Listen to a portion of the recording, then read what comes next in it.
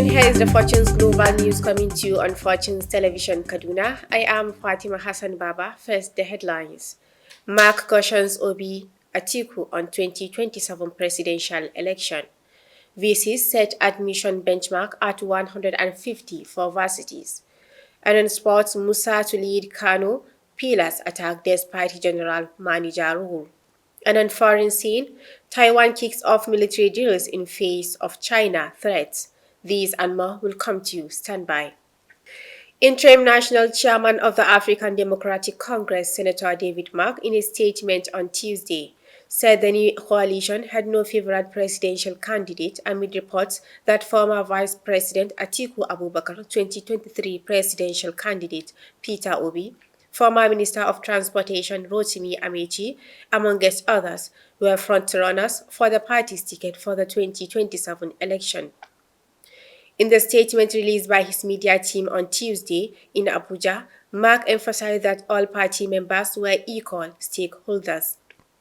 ADC's 2023 presidential candidate Dumebi Kachiku had accused the Mark-led interim leadership of the party of being biased in favor of Atiku, with growing concerns that the ambitions of the three contenders could divide the party. In response, Mark assured Nigerians that the party would maintain complete transparency under his leadership.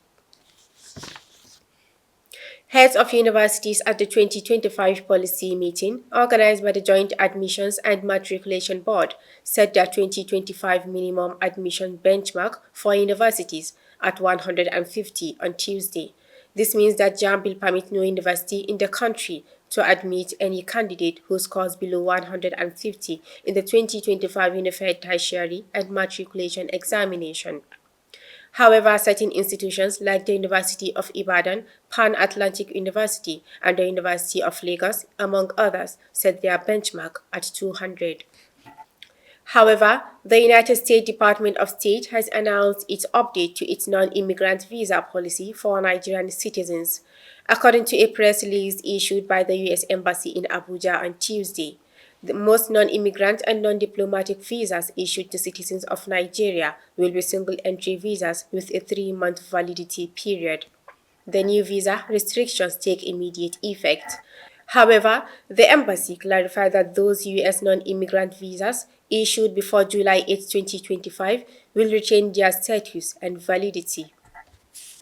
The presidency yesterday faulted the International Monetary Fund (IMF) over what it described as very harsh assessment of Nigeria's economic reforms, inflation, and poverty levels. Recall that the IMF had in its report last week, titled How Nigeria Can Unleash Its Economic Potential, raised concerns over the country's persistently high inflation rate and slow impact of reforms. The report says upon taking office in 2023, the new government faced low growth and rising poverty. Between 2014 and 2023, real per capita GDP declined an average by 0.7% annually.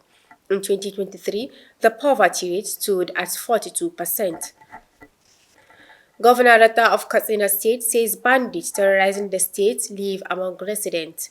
He said they are neither strangers, outsiders, or alien criminals, but they are from among the community. The governor said local solutions like the community watch course are effective because they understand the terrain and the people. He canvassed state police as panic to the insecurity in the northwest state. Moving on, the Adamawa State Command of the Nigeria Police has confirmed that 33 huts were burnt after a communal clash in Lamurde local government area. The Chobo and Bachama people in the local government area had been involved in a brawl over long disputed land. It has now been elevated into the large-scale destruction that prompted heavy deployment of police personnel to restore order. The police said in a statement obtained on Wednesday morning that all was now calm in the area except for the scars of destruction. And in sports, Ahmed Musa will continue playing for Nigeria Premier Football League and PFL club Kano Pillars despite his current status as general manager of the club. Musa was appointed general manager of the four-time NPFL champions last weekend. The former Leicester City player officially assumed the role on Monday. The 32-year-old is, however, not ready to quit the game yet, as he will lead the team's attack in the 2025 and 2026 season. Musa trained with his teammates at the Sani Abata Stadium on Tuesday. And on foreign scene, Taiwan kicked off its largest military drills Wednesday with regular troops joined by a record mobilization of reservists for 10 days of training aimed at defending against a Chinese invasion. The annual Han Kuang exercises, which are being held at the same time as civilian defense drills, will run from January 9 to 18 and feature newly delivered US high-tech rocket system. The self-ruled island democracy faces the consultant threat of an invasion by China, which claims Taiwan as part of its territory and has threatened to use force to seize it. Chinese military pressure has intensified in recent years, with Beijing deploying fighter jets and warships around the island on a nearly daily basis. And to end the news, a recap of the major headlines. Mark cautions Atiku, Obi on 2027 presidential election.